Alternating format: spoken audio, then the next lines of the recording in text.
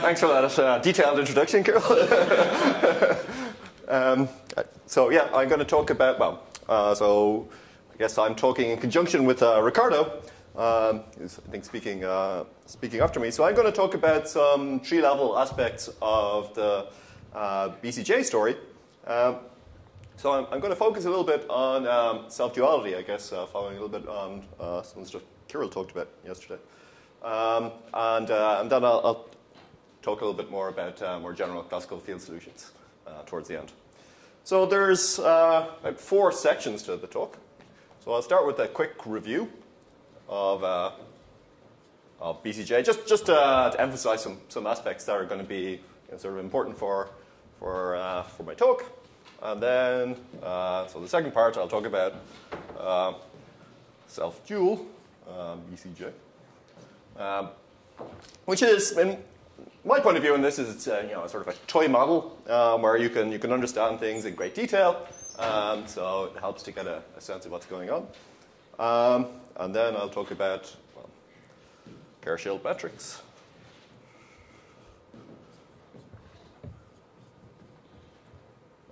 Which is getting towards the classical field aspect of things, and then I'll get some examples. So this the work I'll talk about is based on a selection of papers with Ricardo, and also work with Chris White, who isn't present. But I'll also touch on some work I did with Andres, who's Chris's student in the audience here. Okay, so well, let's start then with. For the first section, so just a little bit of a review. We've already heard quite a lot about BCJ. Henrik undoubtedly gave an excellent introduction, which I missed yesterday. Anyhow, so the basic idea. Well, let me start. I'm just going to talk about purely bosonic theories for throughout this talk, I guess. So we can begin by discussing scattering amplitude in Yang-Mills theory. So we consider n gauge boson scattering. We have some scattering going on, some bunch of particles coming in, and some bunch of particles going out. We write this scattering amplitude as a sum over cubic diagrams. And the objects appearing in the sum are some numerators, some color factors, and some propagator denominators. So the sum is over purely cubic diagrams. If you start with the Yang-Mills Lagrangian, you'll have a 4-point vertex. But it's very straightforward to get rid of that. I'm not going to go into those details. So then we just organize. So this summation is just organized into a sum over cubic diagrams. So an example of this would be 4 points. You'd have some bunch of diagrams that just look like this. Oh, there's some particles here. Particles 1, 2, 3, 4. And, so the objects appearing in the sum are easy to understand once you've drawn a bunch of diagrams. So the denominators are just the usual propagator denominators you see in this diagram. So in this case, there would be a propagator denominator is just S12, the Mandelstam invariant formed from the momenta, particles 1 and 2. The color factor, so, well, let me give this some color indices. So the color factor is made out of the structure constants of the Lie algebra. So for this diagram, you just hook the structure constants together like that. For a more general diagram, you follow the same sort of algorithm. And then the numerator. Well, the numerator is the hard part. So for a diagram like this, you can have dot products of polarization vectors against momenta, and then perhaps dot products of polarization vectors against polarization vectors, plus dot dot. So there could be some bunch of terms like this. Okay. Now, so what Zvi and Henrik and John Joseph realized is that you can, these numerators are not well defined. There's a whole bunch of them. So we know that they're not well defined. For example, we're familiar with choosing different gauges. They'll give you some different bunch of numerators. Also, I mentioned that to organize the sum as a sum over cubic diagrams, you have to do something to get rid of a 4-point vertex. So that introduces some extra arbitrariness into what we mean by these numerators. There's a whole bunch of them. So what the guys suggested was there's a very nice, you can exploit that flexibility to do something very nice. And that is, so the idea is, anytime you find some 3 diagrams that satisfy, whose color factors satisfy a relation like this is just the Jacobi relation, following from the group theory. Anytime 3 diagrams satisfy like this, you demand that the corresponding numerators satisfy the same identity. Okay. So this goes by the name of color kinematics duality because the kinematic structure, the stuff that's in the numerators, obeys the same algebraic relations as the color. So in that sense, there's a duality. The advantage of this is that an amplitude in gravity, so in Einstein gravity, tree level, for example, can be obtained directly from this amplitude for gauge theory, just by replacing that color factor with another copy of the kinematic numerator. Yeah, there's Pierre. So this is the advantage, right? Good. So, okay. Now, my point of view on this is that this is, in a sense, a kind of some generalization of a gauge condition. These numerators have, some ambiguity, and we exploit this ambiguity by, picking some gauge. This is some sort of a gauge. And the property of this gauge is that there's a very close connection between Yang-Mills theory and gravity. Okay. Okay, good. So I think that's really all I need to review about BCJ. So get on to the second part of the talk, which is self-dual BCJ.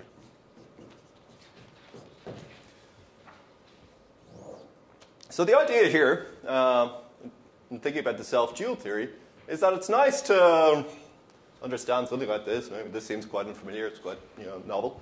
Try and understand this in the simplest possible case.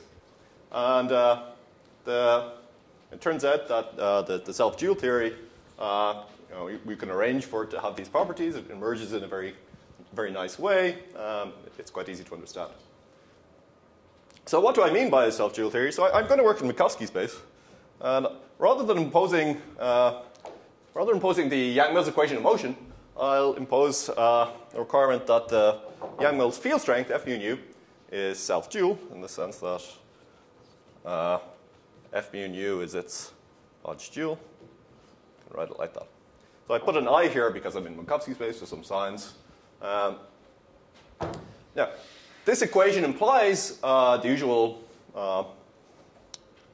the classical field equations for Yang-Mills theory because the Bianchi identity enforces the usual classical field equations.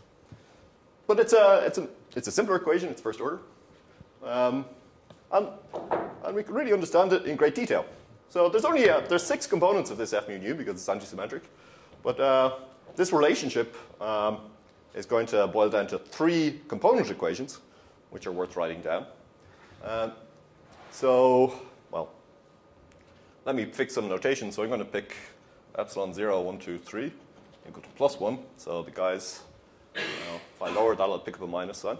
And we could just start writing out the components of this. So for example, if I look at the time x component of this, on this side, well, on the other side, I'll get a factor of I. There are 2 terms which you can just add up. And then if I put tx, I better get y and z here. So it'll be f, y, z. That's one of the 3 equations. And it's easy to write down the remaining 2. F, t, y is, let me see, I think I have a minus on there. Minus I, f, zx, and f, tz is minus I, f, x, y. Okay. So that's all the content of this self-dual equation. Now, it's nice to introduce icon coordinates. These equations take on a simpler form. So let me define u as t minus z, v is t plus z. There's a w, which is x plus iy, and a w bar, which is x minus iy. So in terms of these coordinates, well, a nice thing happens. Let me make sure I get these right before I make a fool out of myself. Yeah, okay, good. So in particular, if you look at f, example, one component, in these coordinates, well, this is just f t plus z, w bar is x minus I y. So we can just write this out. It's ftx plus, just multiplying out the components here, plus fzx minus I fty minus I fzy. So I'm just expanding this thing out here. And now if we start using these self-dual equations, there's a nice thing that happens. So ftx is minus I fyz plus, leave that guy alone, fzx minus I, well, this is fty. So there's a minus I here, which squares, minus sign, fzx minus I fzy. So you see that in this sum, everything cancels. So that's negative that. So, and this is the reason why it's nice to introduce these components, right? Introduce these coordinates. So FVW bar is 0, and let's see. And similarly, what are the other two? So FUW also vanishes, and the last non-trivial equation out of these three becomes F. Let's see, get it right. FUV is FWW bar. Okay. Okay. Well, these are the equations that I want to analyze for a moment. So we'll see why this is related to BCJ in just a moment. I'll make some further choices. I can always choose a gauge, so I'll choose AU equal to 0. And the reason for that is, for example, this equation becomes very straightforward. So 0 equals FUW, and this is DUAW minus DWAU, and then there's some commutator term, AU, AW. Okay. But since I picked AU equal to 0, this term's going to vanish, and this term's going to vanish. So you find that the W component of the gauge field is independent of U. And that allows you to make a more refined gauge choice. So you can choose a gauge where, you can just choose another gauge where AW is going to be 0 without affecting your previous choice that AU was 0. And that just happens because since AW is independent of U, you can choose some gauge that gets rid of that, but the gauge transformation of AU would involve a U derivative of the gauge parameter. Since you didn't have to put any U dependence in there, you can maintain these and set both components to 0. Okay? So this is kind of familiar. It shouldn't be too surprising. In Lycombe gauge, you can make unitarity manifest, and you know that there's only going to be 2 degrees of freedom in your gauge field. So this is one way of seeing that. Okay, well, the other two equations here, for example, let's look at this one, also becomes simple now. So this thing here is going to be, let's see, FUV equals FWW bar. So that implies that DUAV, well, there's minus DVAU, but that's gone away, and the commutator term will go away. So this thing is going to be equal to DWAW bar, and again, some other terms which are just going to vanish. So, well, this thing's very nice. So this is an integrability condition for the existence of some scalar field. So I can introduce a phi such that the W derivative of phi is AV, and such that the AW bar is the U derivative of phi. So phi here is a matrix valued field. Okay. So this equation allows me to introduce it. And there's one equation left over, which I guess is the FVW bar equation. So that in this language is going to be DUAV minus, sorry, what am I doing? This is DVAW bar minus DW bar AV minus IG, and then there's a commutator of AV and AW bar. Well, since I have this field phi, I can just substitute it in here. find dv du on phi minus dw bar dw on phi minus ig. And there's a commutator, dv dw on phi comma du phi equals 0. These first two terms are just the Laplacian on phi. There's some factors of 2 here which I've ignored. And then there's this commutator.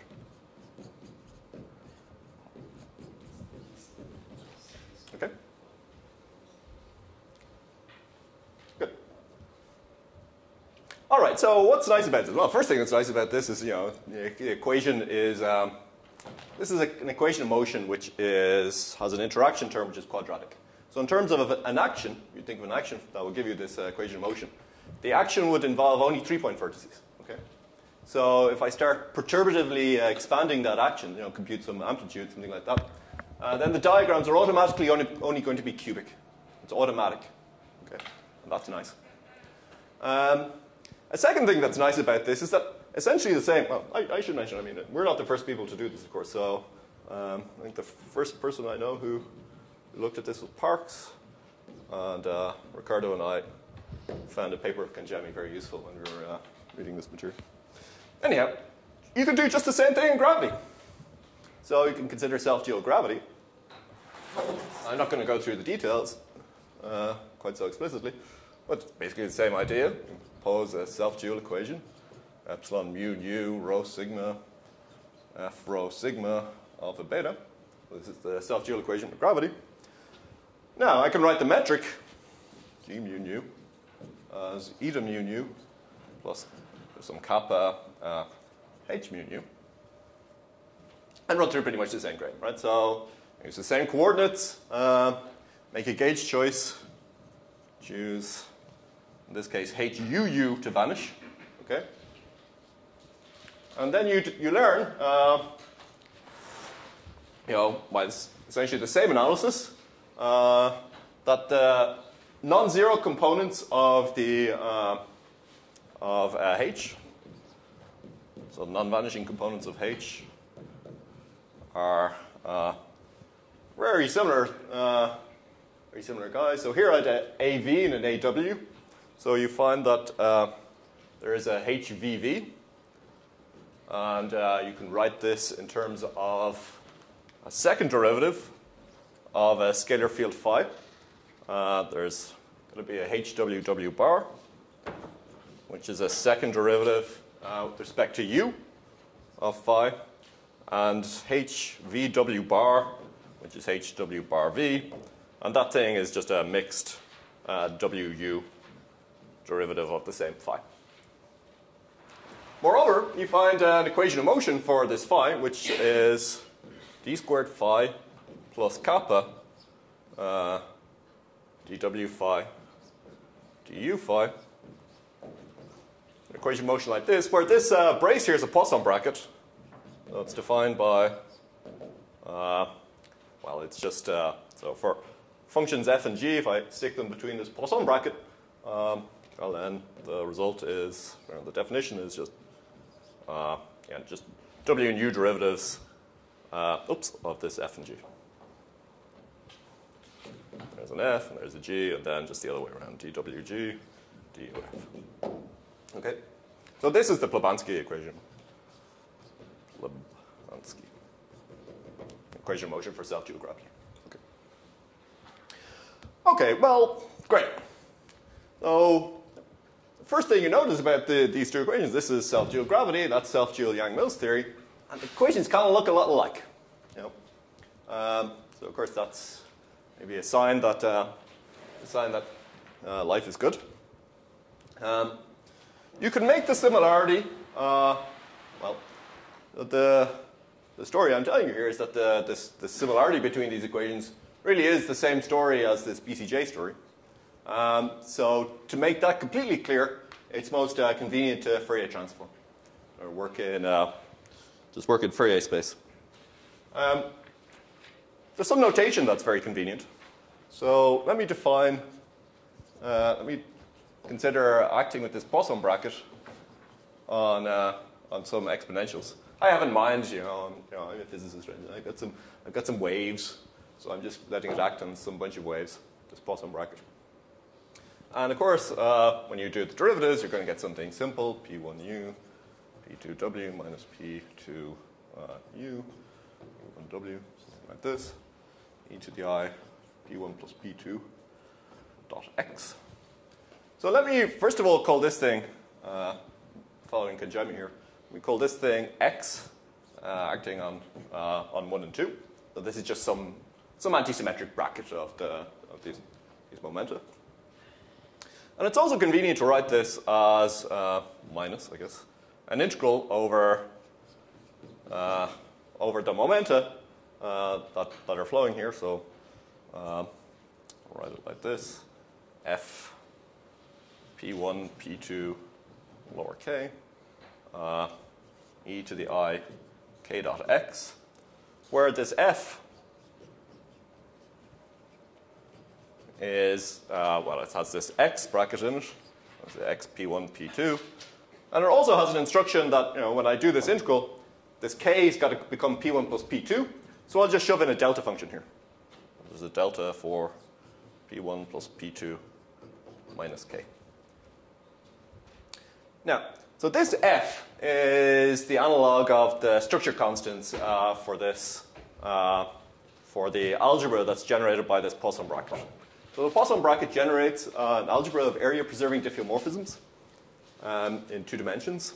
And these f's are the analogs of the structure constants. I've lowered an index, this k here, because of that minus sign.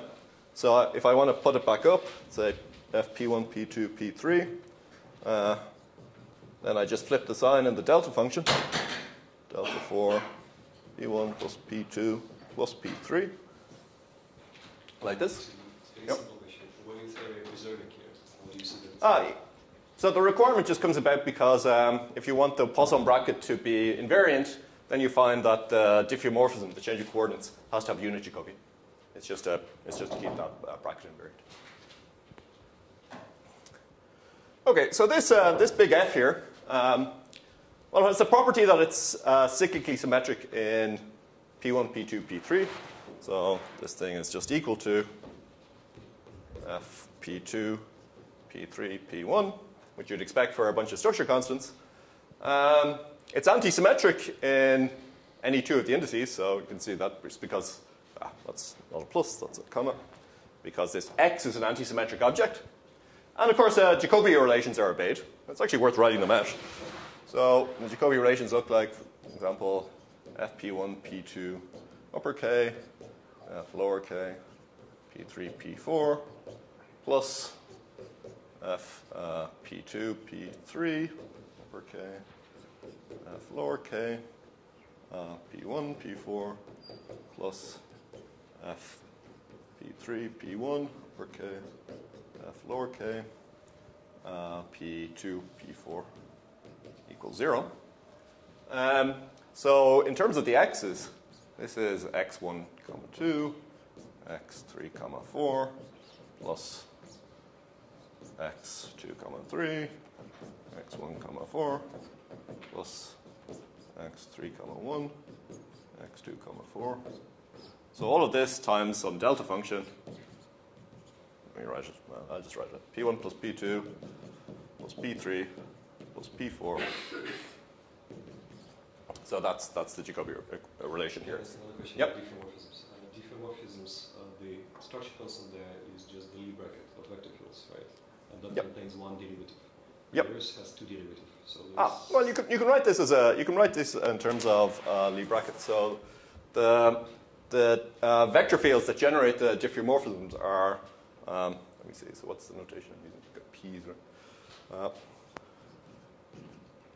So it's an e to the I p dot x times. I guess there's a minus sign. Oh, who knows? So there's pu dw minus p. Let's call that a plus du, and that's it. So the commutator of these things is going to pull down that x for you, and indeed, the structure constants turn out to be this big. Okay. And this then generates the diffeomorphisms in u and w. So these are the actual diffeomorphisms. Okay. Good. Okay, so that was just a little bit of notation that's convenient.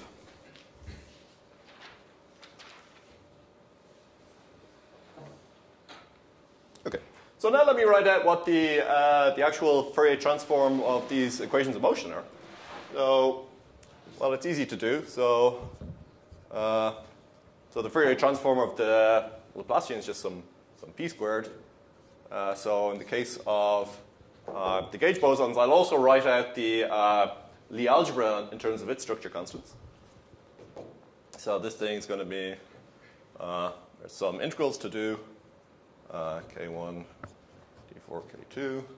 There's some coupling constant, and then there's going to be an FABC, and there's some fk1, k2, p, or p, times, well, just phi b, k1, phi c, k2. So that's just the Fourier transform of the self-dual Yang-Mills equation of motion. And the Fourier transform of the self-dual gravity equation of motion is a very similar looking thing. The same derivatives, different coupling constant. And now instead of this f, there's an x bracket, x k1, k2. The f just stays there. And there's just two copies of these phi's. So, well, in words, the relationship between these two is that you replace the structure constants of the Lie algebra by this x. It's not quite the structure constants of the gauge theory, but it is the structure constants of the gauge theory up to omitting an overall delta function. So when you start working, if you consider perturbative expansion of the solutions of this equation of motion, the diagrams are going to be automatically cubic because this interaction is a 3-point interaction. And the numerator, well, you'll pick up some gauge numerator from these guys. Here you'll pick up some bunch of x's. But the Jacobi relations work in exactly this form. So there's some Jacobi relations associated with the color here. The kinematic Jacobi relation is just this, for example, in a 4-point case, it's precisely this expression here in parentheses, just without that overall delta function. There is an overall delta function that's sitting around here already in the f. So you just don't square the delta function. And that's the way color kinematics duality works in this theory. Okay. So, of course, one thing that's quite cool about this, and I think is very interesting, is that this kinematic Jacobi relation that Zvi and Henrik and John Joseph proposed has an interpretation here as really being, that it really is something algebraic, and it's associated with a concrete diffeomorphism algebra. So this kinematic algebra is the algebra of area-preserving diffeomorphisms. We don't know what the analog of that is in all generality, which we don't really have a very good idea, I don't think, even at the moment, for what it's like. But that would be something obviously we'd like to get more insight into. Okay, so I'm going to move from here now on to talking about classical field backgrounds, Kerr-Schild metrics, and so forth. So it might be a good time for questions if anybody has any. Do you need all these manipulations going with particular coordinates like on gauge to explain what is going on? Or is this necessary? No, I mean, is it necessary? I mean, something. I guess. I mean, the idea is that there's always something that you have to do. Like, so the BCJ story involves finding appropriate numerators. They typically don't come. They're not just given to you. We don't. I mean, we have recipes for finding them, but they're tricky enough to find. So I think in a way here, the manipulations I've done, basically these choices of gauge, they're equivalent. I mean, that's one of it. These gauge choices we've made here are precisely the right gauge choices if you want to make those kinematic Jacobi relations apart. So, yeah. So, I mean, in a sense, that's just the kind. There's always some element in this where you're choosing a gauge. I mean, the story is about a relationship between gauge theory and gravity that's made manifest in a particular gauge.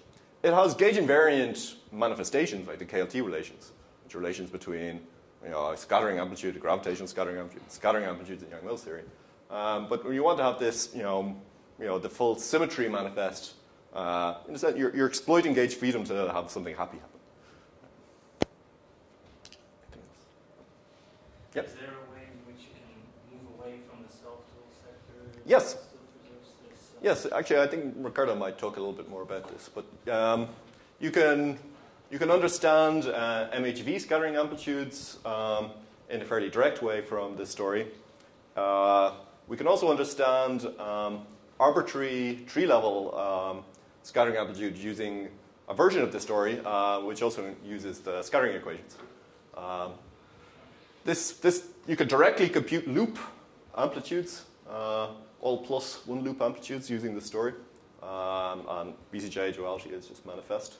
Yeah, maybe we can go further using scattering equations with recent progress. Okay, good. So much for this. Let me then start talking about, let me see, where am I? Three. So this is... I would like to choose a new pen. Oh, a new pen. Yeah, okay. I fear that the irreducible problem might be my handwriting. Okay, so... this is evidently much better. Classical backgrounds.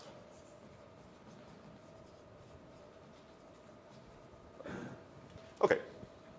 Well, one thing we've learned from studying scattering amplitudes and this BCJ story is that there's a huge amount of relationships between Yang-Mills theory and gravity at tree level. So classically, there's an infinite number of relations. The amplitudes, there's a map for any number of particles between scattering amplitudes, which suggests that there could be some sort of relationship at the level of solutions of the equations of motion, like a more general relationship. So intuitively, I'm just thinking if you've got the Yang-Mills Lagrangian, you can compute scattering amplitudes, and you can use the KLT relations to compute gravity scattering amplitudes. If you know all the amplitudes in a theory, at least the lore should be that you'd be able to write down what the action of that theory is. So somehow Yang-Mills theory knows about the action. We have some complicated map, but maybe things simplify in particular cases. So what I'm going to argue now is that a class of solutions of Einstein gravity, the Kerr-Schild metrics, contain a structure which is very, very similar to the BCJ structure, and which is manifestly the same as the BCJ structure in at least special cases. So the idea is that these Kerr-Schild metrics are some classical field analog of the BCJ story. So let me remind you a little bit about these Kerr-Schild metrics. So there are some class of spacetimes which have the property that the metric can be written in this form, plus k mu phi. So I'm just restricting myself to a simple case here. So the full spacetime metric I'm expressing as some correction, if you want, to the Minkowski metric. So this could be in general a more general metric like de Sitter or ADS. But for now, I'll just restrict to a Minkowski metric here. And then the rest of the metric is this form, k nu phi here. So this vector k is null. That's the key point. So the inverse metric is just of this form. So you just have to flip the sign and raise the indices. And this is true because k squares to 0. Notice that k upper mu is g upper mu nu, k lower nu.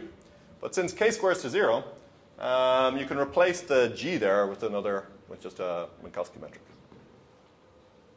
So you can raise and lower the index of this k either with the full metric of spacetime, the full inverse metric, or the Minkowski metric. So that's nice and simple. And k square, k is null with respect to the full metric or the Minkowski metric. Now, well, there's a lot of nice things that happen with these Kerr-Schild. Let me say, there's one other condition which I'm going to use on this vector k, and that's that it's geodesic in the sense that, you know, in the sense that this equation holds. So k dot d on k, well, there's a dangling index here, is 0 as a vector. Okay.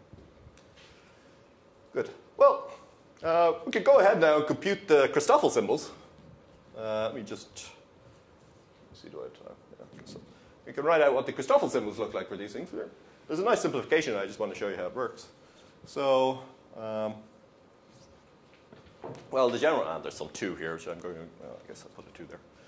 So there's the full inverse metric here. And then we have to write some bunch of derivatives. There's a g nu. I'm going to call this thing h. So h is k mu phi. Okay, so there's a g nu on h rho alpha plus d rho h mu alpha minus d alpha h nu rho.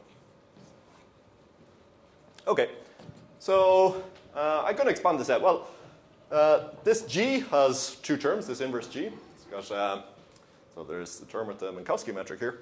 So the Minkowski metric is nice because it allows me to raise indices of the k's that are sitting inside this h. So this thing becomes d nu k rho k mu phi plus d rho k nu k mu phi minus, well, here the eta is just raising an index on the derivative, so I'll just write that out. K nu, k rho phi. And now there's a bunch of other terms which come from the minus k mu, k alpha phi. For example, acting on d nu, k rho, k alpha phi. So let me just look at this term for a moment. So the thing about k is that, you know, it hates itself. So anytime k meets itself, you get 0.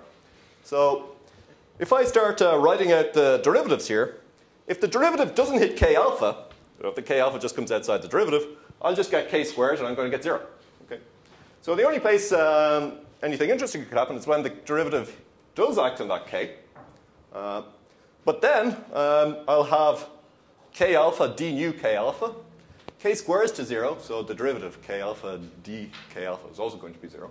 So this thing just vanishes. It's gone. Now there's another term here which is gone. And then there's a term left over, which really is there.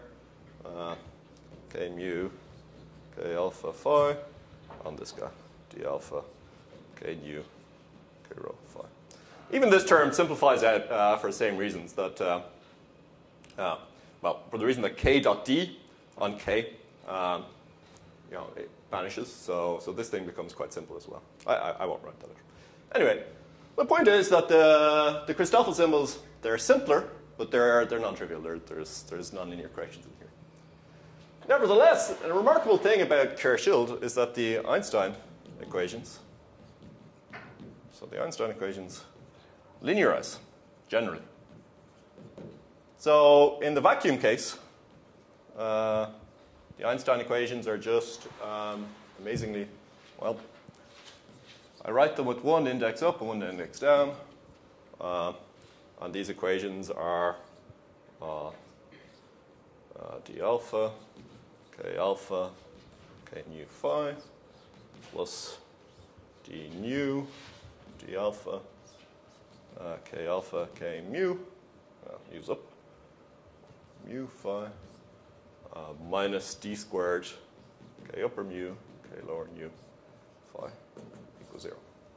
So the Einstein equation is just linear. They're just these 3 terms in the vacuum case. When I say they're linear, there's one, to derive this equation, you have to use, like, all over the place you're using, simplifications like this. These are simplifications that hold because k squared equals 0.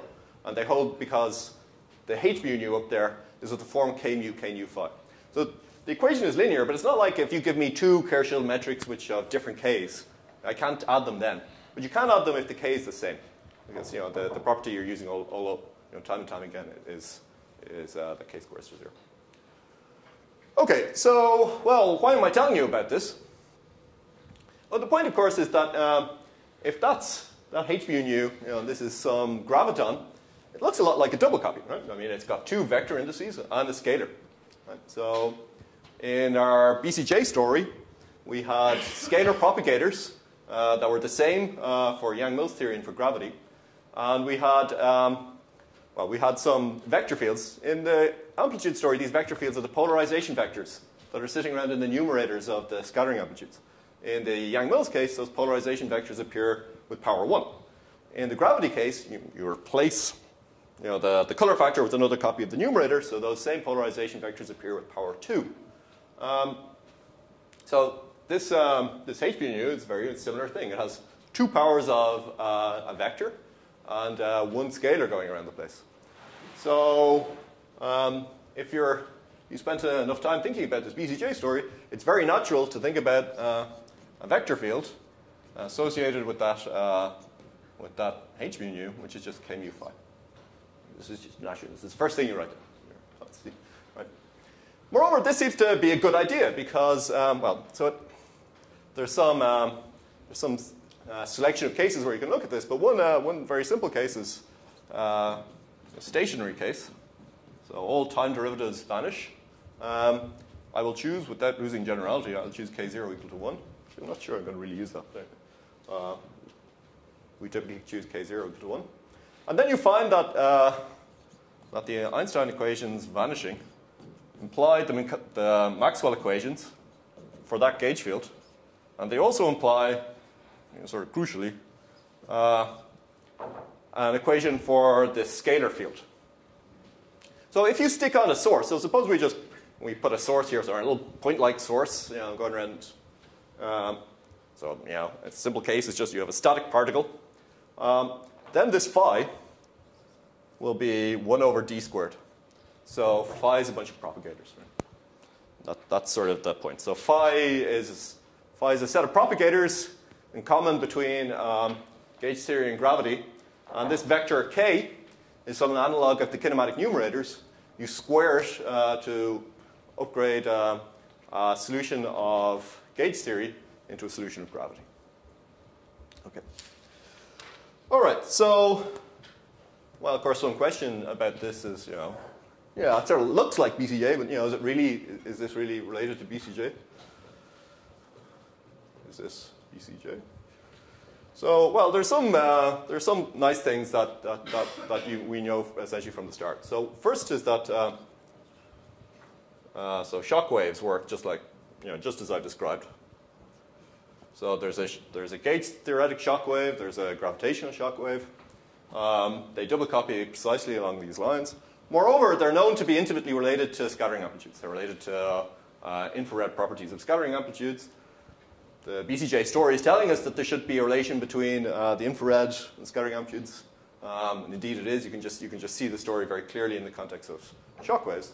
So this we knew. This is work of Satome and Curry. And the second thing is this self-dual story.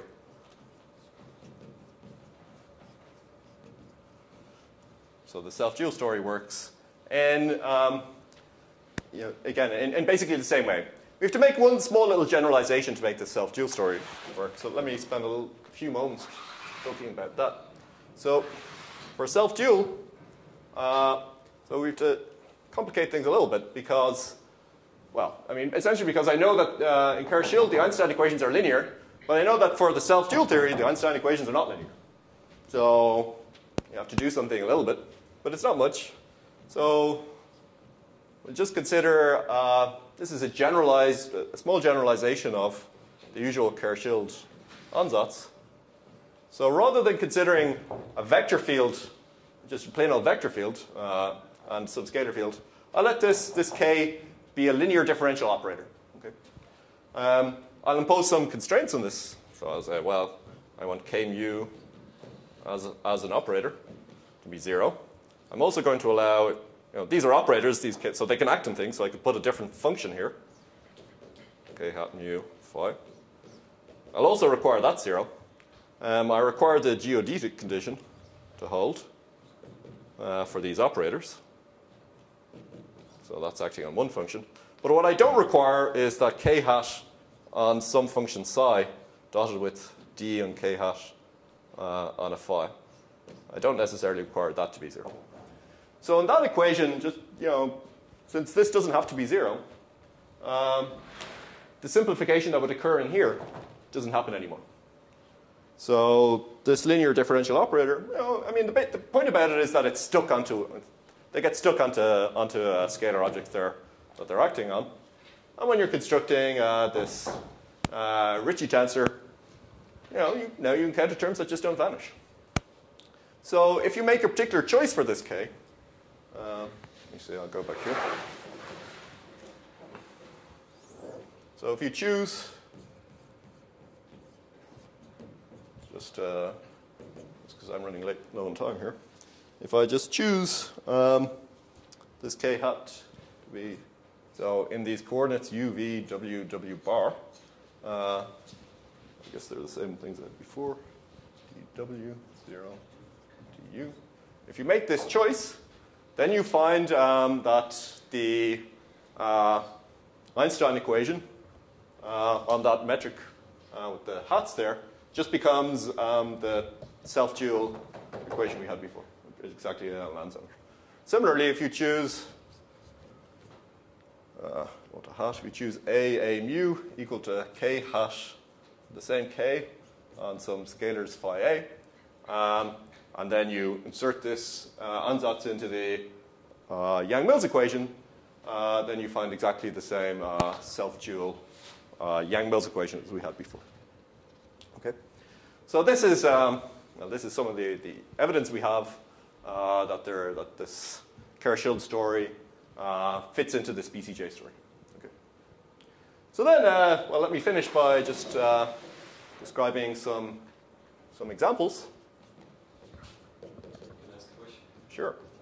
On that configuration of Maxwell fields, does it self-dual? Which configuration of Maxwell fields? K mu phi. Yes. Well, if you use exactly that vector k, then it's self-dual. What about the J now? You just take on this right hand side? I don't. Yeah. Yeah. It's not, or you know? I just don't know. Yeah. So we haven't studied in detail, what you get by considering more general k's. It could be that there is more interesting things. We imposed these equations mainly because I wanted life to be simple. So maybe you don't need to impose quite the same laundry list of conditions we imposed on that k.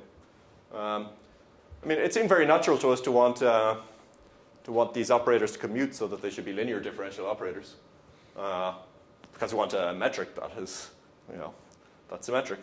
But in this BCJ story, more generally, you'd expect to get antisymmetric tensors and dilitons and stuff like that as well. So perhaps you shouldn't really let these commute and just symmetrize over them. There could be more there.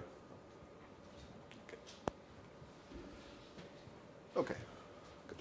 Well, so examples. Well, first example is Schwarzschild. It's very simple. So the metric is eta mu nu plus k mu phi, where k is 1 comma or hat. It's just the spatial radial unit vector. That's with an upper index. And phi is 2m over or.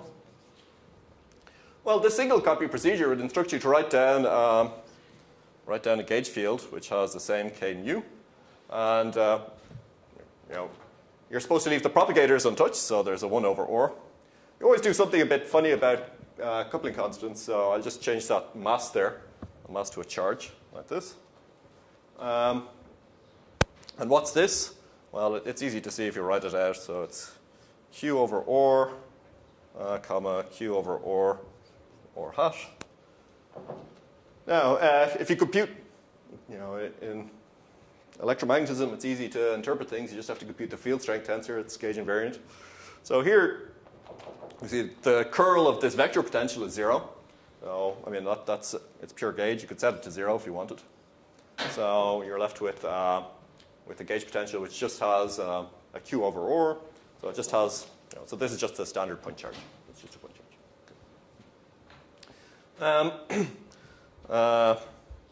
By the way, so we could also consider the Kerr black hole. Works in just the same way. Mars Perry, the whole laundry list. I won't go into them. Another nice case is de Sitter space or anti-de Sitter space. So this has the gravitational solution has the same k, but the phi is lambda or squared.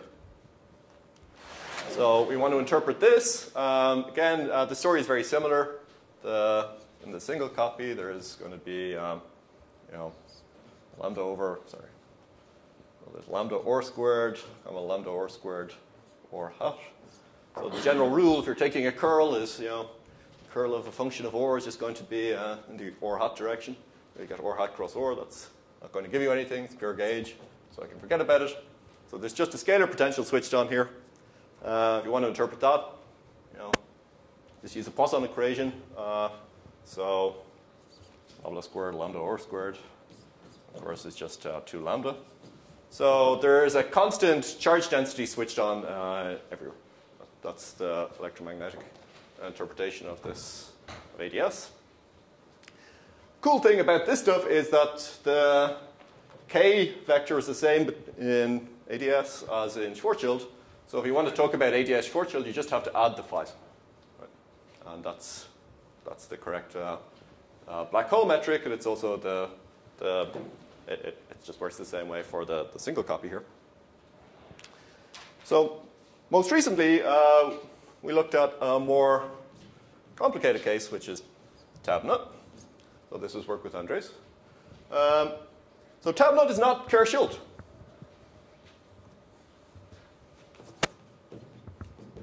So what it is double Kerr-Schultz. So the metric for tab-nut can be written as eta mu nu plus k nu phi plus L nu psi, where k squares to 0, L squares to 0, and k dot L is 0. Okay. So these phi's, so let's take this one is proportional to there's some mass m in this tab-nut space-time, and this psi is proportional to some charge, a nut charge, which is a different kind of charge from this solution, which I'll just call n. Now, following the BCJ story, let me see. Let me just move over here. Following the BCJ story, again, it's very clear what the prescription should be to write a single copy of this tab-nut spacetime, and it would be to say that there is some gauge field. You see, the point is that this phi and psi are some bunch of propagators, but they're different propagators. Right? So in BCJ, if you give me a bunch of diagrams, different diagrams are characterized by the fact that they've got different propagators. So the rule with different diagrams is you add them. So I should just add these things. So I'd have 1 k mu phi plus L mu psi. And now to interpret this thing, I would compute the field strength.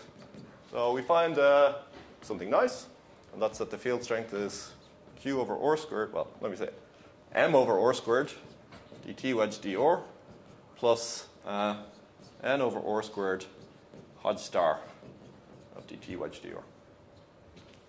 So the first term is something we've already met. In fact, if you just turn off this nut charge n, this tab nut becomes Schwarzschild. So no surprise, this mass is like a charge. We just got the field strength here for a point charge. This n, well, this term here is the expression for magnetic point charge. And that's why you got the star here. So there's just some B field switched on. They're sourced by some point. So this n, the single copy, the interpretation of the single copy of this nut charge n is so that there's a magnetic monopole with strength n switched on. So I guess in the GR community, there is people realize that there's some analogy between tab nut and a magnetic dion, an electric dion. So now we see that this fits into a larger picture. Right? The larger picture is this color kinematic story, some series of relations between objects in Yang-Mills theory and objects in gravity. Okay, so that's all I have to say. Thanks. There's a couple of ways I can this might be a promising route to go down if you want to understand more about nonlinearity, because like with these hats going around, we did have nonlinearities. There's probably quite a lot more to do there. But more generally, no, we don't really have any new ideas in that regard. What about generalizing to Einstein-Maxwell type systems? Okay, yeah, so it's a good question. We've been thinking about that. Nothing to report. So the issue here, the issue for us is that in this Kerr-Schultz story, essentially we're constantly doing a symmetric double copy. We don't really know how to do an asymmetric double copy. I mean, what would be great would be to have some formalism where the metric and an antisymmetric tensor and the dilaton were all, together in one package, which maybe you might know something about. Because then maybe I could consider something that's asymmetric, and write some Kerr-Schultz-like ansatz, except, for example, I made these operators here linear because I wanted them to commute, but more generally it would be nice to have them non-commuting. Now for Einstein-Maxwell, for example, for a Reisner-Nordstrom black hole, the ideal thing, coming from the scattering amplitude point of view, would be to switch on some gauge field on one side, and the other side switch on a gauge field and a scalar field. So it's asymmetric. And then I don't quite know how to do it. However, I do know how to do things where they're still symmetric, and even if there is a charged black hole. I mean, there's some specific cases where we do know how to do these things. But there's also a dilaton switch on.